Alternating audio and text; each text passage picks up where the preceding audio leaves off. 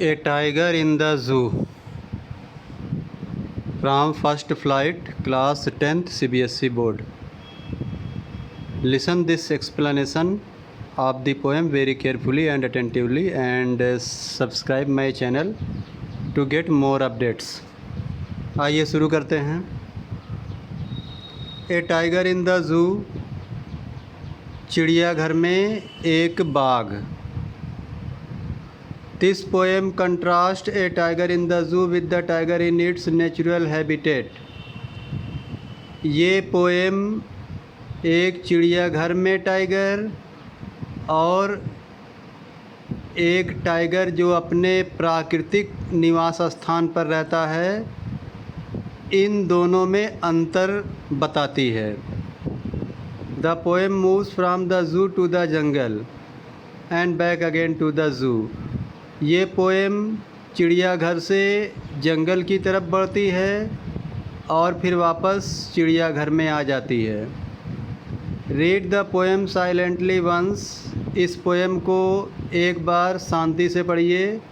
And say which stanza speak about the tiger in the zoo and which one speak about the tiger in the जंगल.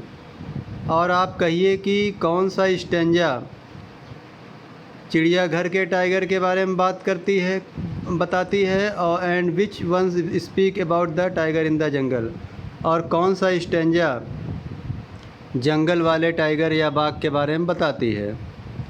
तो इस तरह से जो है इस पोएम का थोड़ा सा इंट्रो हो गया. आइए शुरू करते हैं. पहला stanza. He stalks in his vivid strips the few steps of his cage, on pads of velvet quiet, in his quiet rage. कवि जी कहते हैं, इस पोएम के जो कवि हैं लेस्ली नॉरिस, कवि जी कहते हैं कि ये जो टाइगर इन द ज़ू है, पहला स्टेंजा जो है टाइगर इन द ज़ू है, चिड़ियाघर में जो टाइगर है, ये टाइगर वाइविड स्ट्रिप्स वाला है. इसके शरीर पर भिन्न भिन्न प्रकार की स्ट्रिप्स बनी हुई हैं, धारियां बनी हुई हैं. तो ये धारियों वाला जो टाइगर है, भिन्न भिन्न प्रकार की जो धारियां शरीर पर बनी हैं, ये धारियों वाला जो टाइगर है, ये अपने पिंजड़े में स्टॉक्स करता है, यानी धीरे धीरे चलता है. The few steps of his cage, अपने पिंजड़े में कुछ कदम आगे बढ़ाता है. On pads of velvet quiet, और अपने मखमली खुरों से बहुत शांति से वो अपने कदम बढ़ाता है. यहाँ पर मैं बता दूँ, पैड्स ऑफ वेलवेट का मतलब जो टाइगर का पैर का निचला हिस्सा होता है, वो पैड्स ऑफ वेलवेट उसके लिए लिखा गया है, गद्दीदार पैर.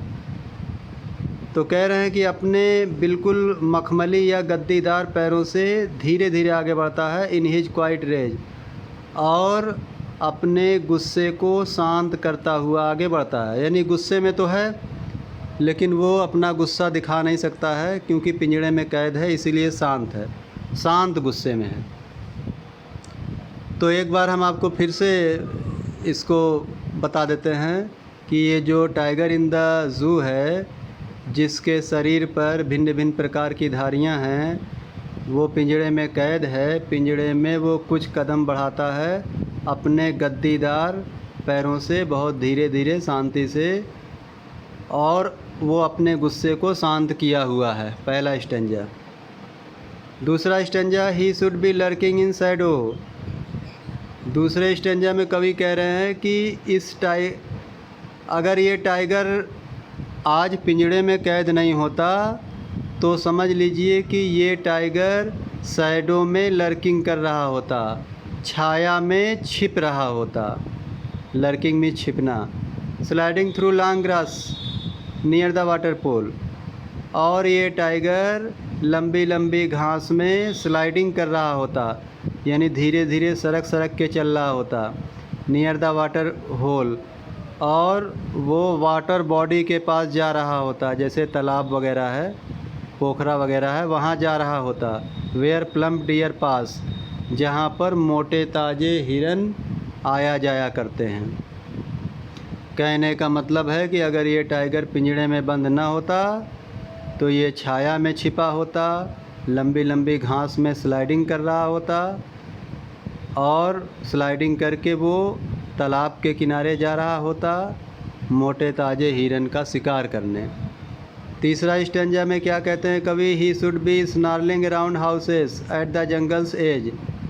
कवि जी कहते हैं कि अगर ये टाइगर पिंजड़े में बंद ना होता तो ये टाइगर जंगल के किनारे किनारे जो घर बने होते हैं वहाँ पर ये दहाड़ रहा होता, स्नार्लिंग कर रहा होता।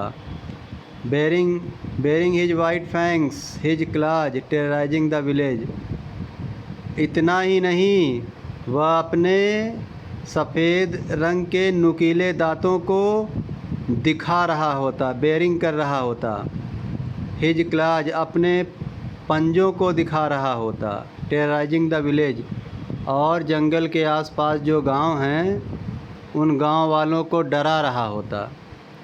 लेकिन क्योंकि वो पिंजड़े में बंद हो गया तो ऐसा वो कर नहीं पा रहा है। आगे देखिए, but he is locked in a concrete cell. लेकिन वह एक मजबूत जेल में बंद हो गया है। अब मजबूत जेल का मतलब है कि सरिया, गिट्टी, लोहा, इन सब चीज़ों से बना हुआ मजबूत जेल में बंद हो गया है, लॉक हो गया है। His strength behind bars. अब उसकी शक्ति जो है सलाखों के पीछे रह गई है। Stalking the length of his cage ignoring visitors.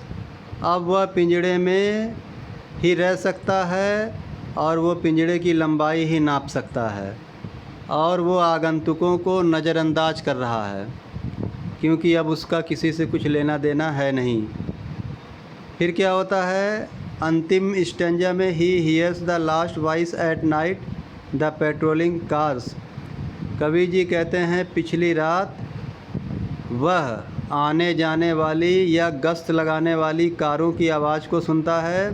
And stairs with his brilliant eyes at the brilliant stars. और अपनी तेज़ चमचमाती आँखों से वो चमचमाते हुए तारों को घूर कर देखता है। इतना ही वो कर पाता है अपने पिंजरे से। तो इस तरह से ये पोएम समाप्त हो गई है और इसे बहुत ध्यान से सुनिएगा और मेरा चैनल होम एजुकेशन को सब्सक्राइब कर लीजिएगा। Okay, thank you.